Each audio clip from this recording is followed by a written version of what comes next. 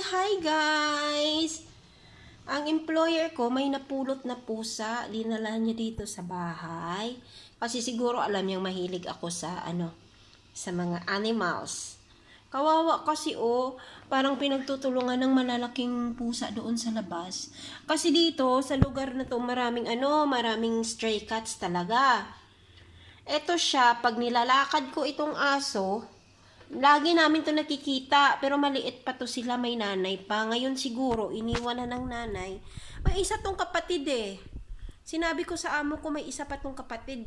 Ganito din ang kulay niya. Ito babae to. Yung isa hindi ko alam, kasi dati hindi namin malapitan dahil nga yung nanay masyadong matapang.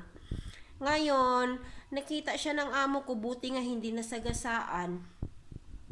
Dinala niya dito. Sabi niya, pakainin daw, bigyan daw ng milk. Binigyan ko naman ng milk.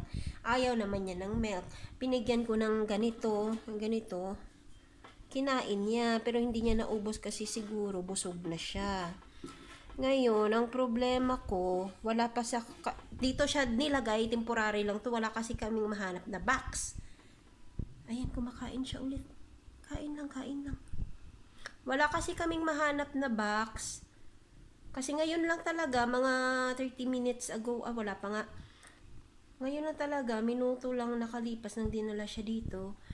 Ngayon kasi magtatrabaho ako sa kabilang bahay. Ang problema ko, saan ko to iiwan? Ang iniisip ko, doon sa kwarto ko. Kasi pag iniwan ko siya dito, kasama tong aso ko, nako, hindi ko alam kung anong mangyayari. Tapos, hindi rin siya pwede sa labas kasi baka lumayas. At saka may isang pusa doon may isa akong pusa doon, ayun ewan ko kung nakikita nyo, na mas malaki sa kanya, baka naman ibuli lang siya. So, ang naiisip ko ngayon, ilalagay ko siya doon sa kwarto ko. Hi! You say hi! You say hi to your friends! Say hi to your friends! Ay, she's a good girl. Sweet. Ang iniisip ko, ilalagay ko siya sa temporary, doon sa CR ko, lalagyan ko lang ng pads. Kasi may pee pads naman kami dito para sa aso. Para hindi lang siya magkalat. Kasi baka nasa 3rd floor kasi yung kwarto ko. Baka kasi siya, mahulog. Umakyat-akyat at saka mahulog. So, sasarado ko na lang yung pinto ng banyo at i-open ko na lang yung bintana. Yun na lang. 2 hours lang naman akong mawawala. No! Busog ka na? Busog na ikaw, baby. Busog na ikaw. Ang swerte mo, dito ka na punta. Dito ka na punta. Bibilhan ka daw ng cat food.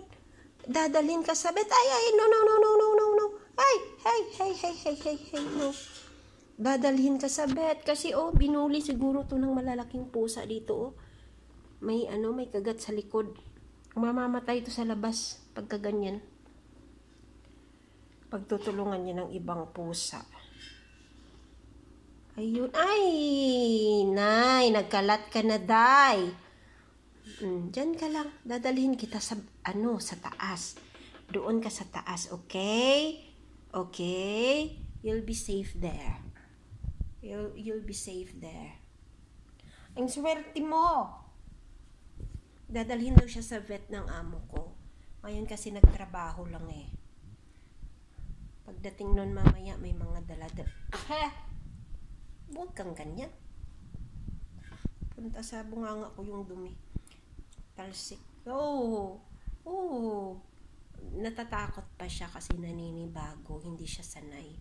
Masasanay ka rin. Maswerte ka dito. Yeah. Maswerte ka. Dito ka napunta. Mapagmahal sila talaga sa hayop. Tingnan mo nga ito, Tingnan mo nga ito, 2 years old na, batang isip pa rin. Kasi spoiled masyado. Lahat nakukuha ang gusto. Tingin ko ganun ka rin. Ganun rin. Yeah.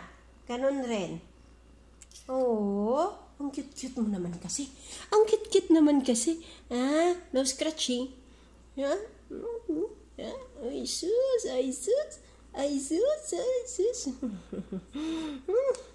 Ay, marami kang insect. Marami kang kuto.